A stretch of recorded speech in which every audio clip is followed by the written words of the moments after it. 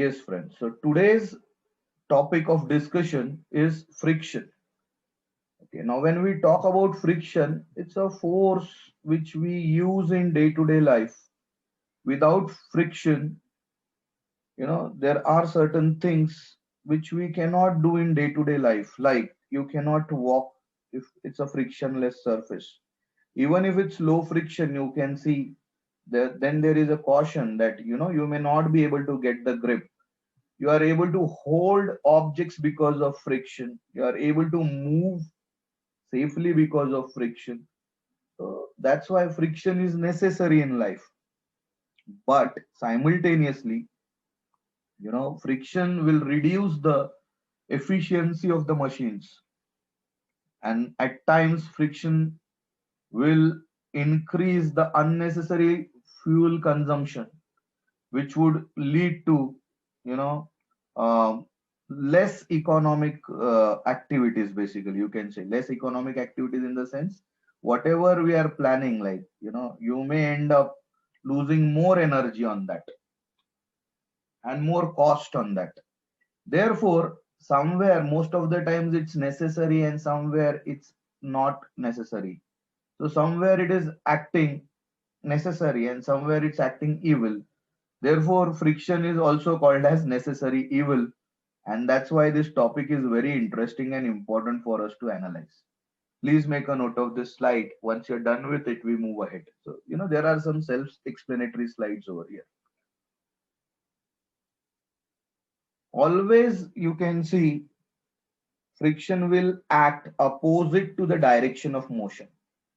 The ball is trying to move towards right, the friction will act in opposite. It will always oppose the relative motion between the two bodies, you can see.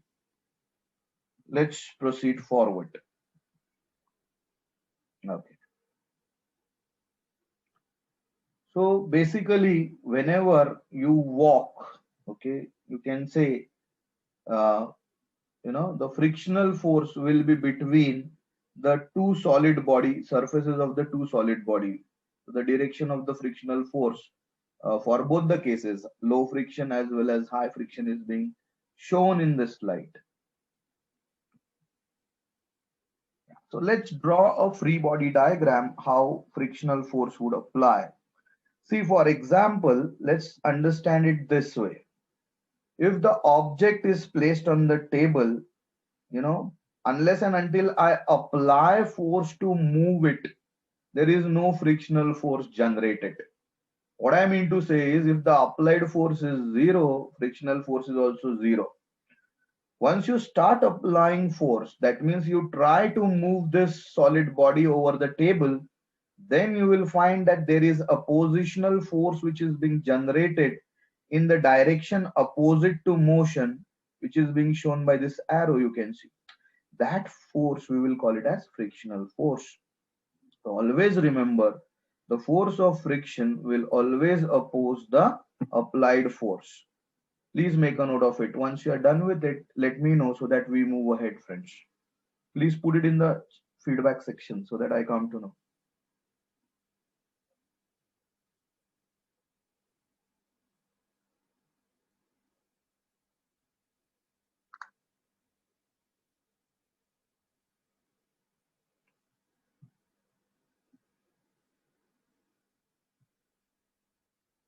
Okay, so most of you say done. Let's proceed forward then. We are trying to generate this concept. Okay, we are trying to understand this concept in a simpler way. Okay, now let's talk about what can be the factors which affect friction or which can increase friction, you can say. So obviously we can talk about the surface. So smooth object, if it is a smooth surface, it will be resulting in low friction.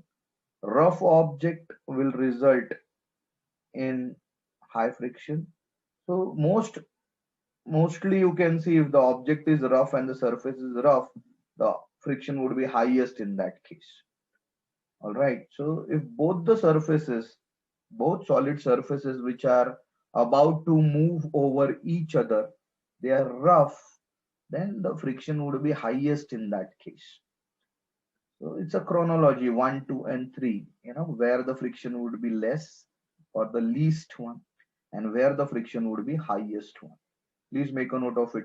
Once you are done with it, put it in the feedback so that we move ahead in this case.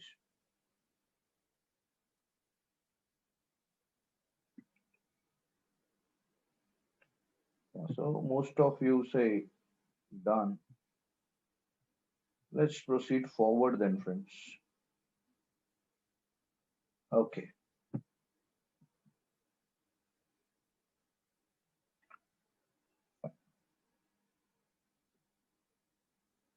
Okay, so it depends on nature of both surfaces, whether it is smooth or rough. Okay. Fine. Let's talk about what irregularities are. Okay, when we say the surface is rough, all right, so one body is trying to move over another. Even if with our eyes we find that the surface is plain, you view it under microscope, you will find that there are some irregularities like this on the surface. Now what happens, one solid body tries to move over another.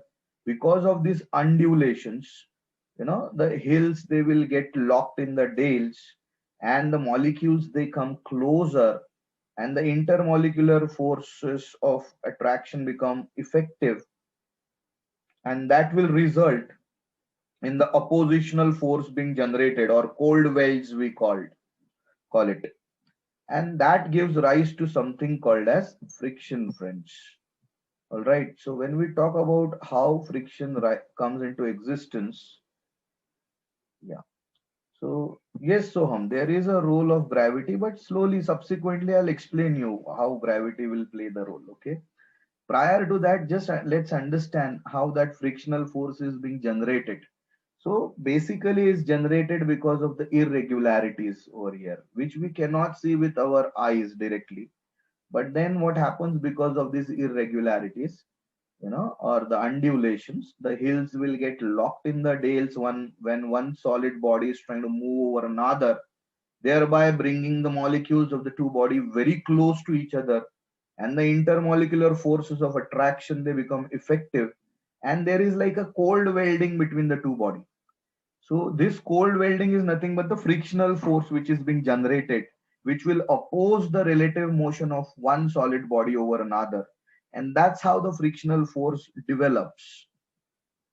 So that's what I wanted to tell you. Please make a note of this slide. It's a self-explanatory slide, how friction comes into existence. Once you are done with it, please let me know so that we move ahead.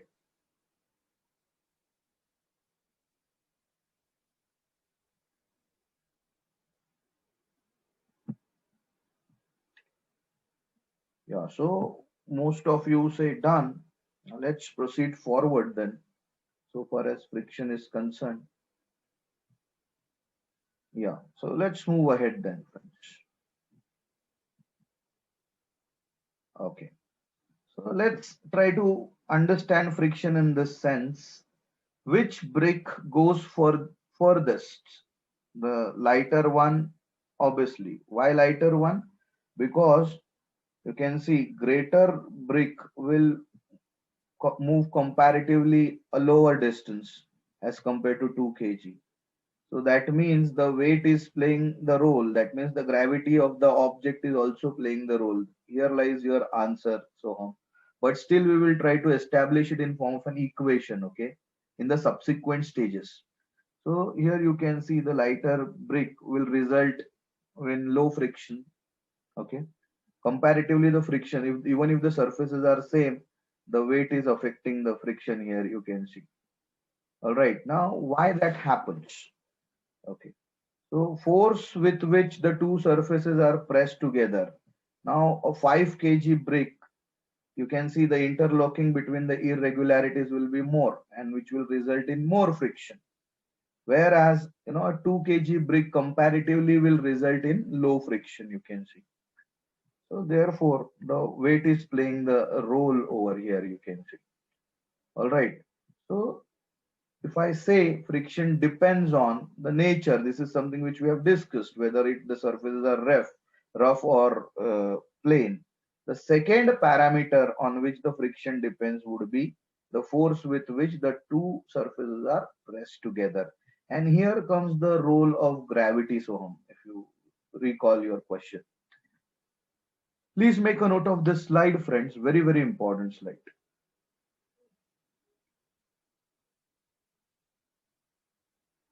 I want you people to make a note of the previous slide also, but prior to that, just make a note of this so that I can show you the previous slide also so that you can create your own notes for this. Okay, I'm showing you the previous slide then, friends. Yeah, please make a note of this slide as well.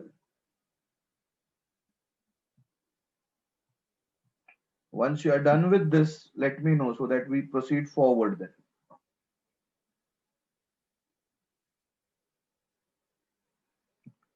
Yeah, so most of you say done. Yeah, let's move ahead then.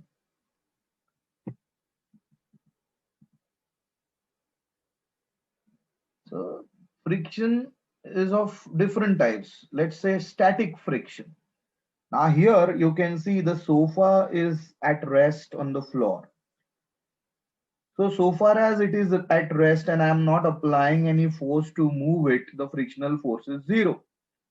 The moment I start extending this force or increasing this force, which will displace this sofa, you can see an oppositional force between the two surface or the relative motion of sofa on the floor. That is the frictional force that comes into existence exactly in the opposite direction. So basically the object has not started moving. It's just I'm trying to move the object.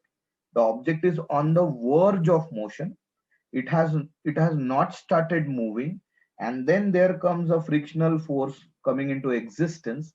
That type of frictional force, when the object is on the verge of motion, will be called as static friction, friends.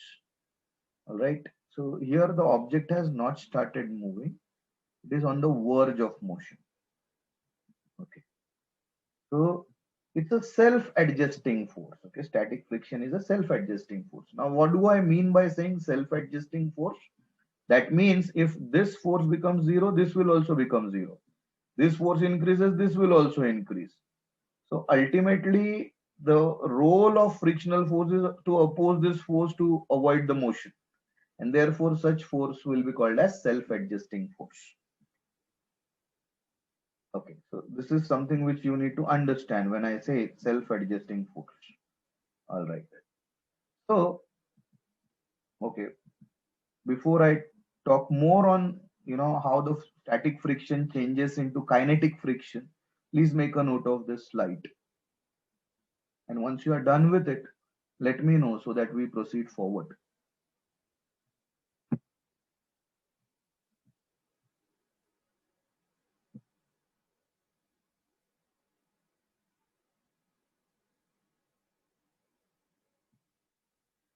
So it can be said in a particular way, but not exactly, because the moment the type of the friction changes, the concept will also change. So you will come to know in the subsequent stage. So okay, I'm just going in the greater details over there slowly. Yes, sir. Yes, sir. Okay, yeah. So most of you say done. So let's proceed forward. Okay, let's move ahead then. Yeah. So I have explained you what it means by self-adjusting force. Okay, but that is strictly restricted to static friction. So you can see uh, after static friction, what happens? Okay, we will try to understand it in form of a graph. On x-axis, I'm plotting this force. Okay, force applied by this person. Okay, so initially, and on y-axis, I'm applying. I'm putting the values of frictional force. So initially, when the horizontal force is zero, the frictional force is also zero. Slowly, when you increase the horizontal force, when you are increasing the horizontal force, that does not mean the body is moving. Okay, you just increase it. You're trying to move it. It's on the verge of motion. So you will find that the static frictional force will also increase, and it will increase till a particular point. So you can see this point on the graph, okay, till where the object has not started moving. All right, the object is still at rest, but the saturation point has come where you have extended this force to a maximum level, horizontal force. All right, and still the frictional force has ensured that the body does not move till this point. So this frictional force till this point will come under static friction. We also call it as limiting force of static friction. Beyond that, if you increase the force, this horizontal force beyond that, then what happens? The body starts moving. Now, when the body starts moving, the friction changes from static friction to kinetic friction, and you can see the value of the frictional force drops for the sliding friction or kinetic friction. And this is a breakaway point. Okay, till here it's a self-adjusting force. There onwards, you can see once the body starts moving, friction exists, but it is not static friction. In that case, it becomes kinetic friction or sliding friction. The graph itself is explaining you the value for static friction will be always greater than the value for kinetic friction. Okay, so whenever the body is in motion, comparatively the effect of frictional force will be comparatively less. But I'm not saying it will be zero, because if it becomes zero, then you know that the body won't be stably moving on the road. So please make a note of it. So here we have bifurcated friction into two parts. One is the static friction and other is the sliding friction. Now here Soham comes your answer that straight away you cannot talk about Newton's third law is applicable everywhere, but the concept of generation of friction has to be understood in this sense. Okay. Yes, sir. Yeah, fine. So hopefully I've understood this. So please make a note of this very important graph, friends. And for static friction, we call it as limiting force, not for kinetic friction. Kinetic friction, we will say force of kinetic friction. But when it comes to static friction, we specifically use the word for limiting force of static friction. Because when we say limiting force, we are talking about this point where the object is on the verge of motion, but it has not started the motion. It means from that point onwards, the motion will start. Please make a note of it and then let me know so that we move ahead.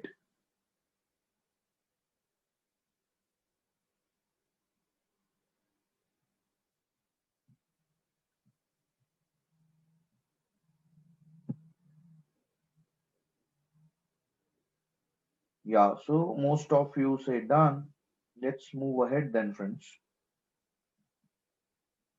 Always remember, so kinetic friction, there is one more type of friction, that is the rolling friction, where you apply the wheels to the back or the vehicle and the body moves on the road. Okay, so always remember, static friction is always greater than kinetic or sliding friction, and which is further greater than rolling friction. This is the increasing order of the force of friction. That's why we prefer the objects to roll, because rolling friction is less. Friction is needed, but in a lesser amount, so that the fuel consumption is less. All right, and therefore you will find objects rolling for motion and not sliding. That's the reason why the wheels are attached. That explains the importance of concept of wheel in motion. Please make a note of it before we proceed forward and let me know once you have noted down this.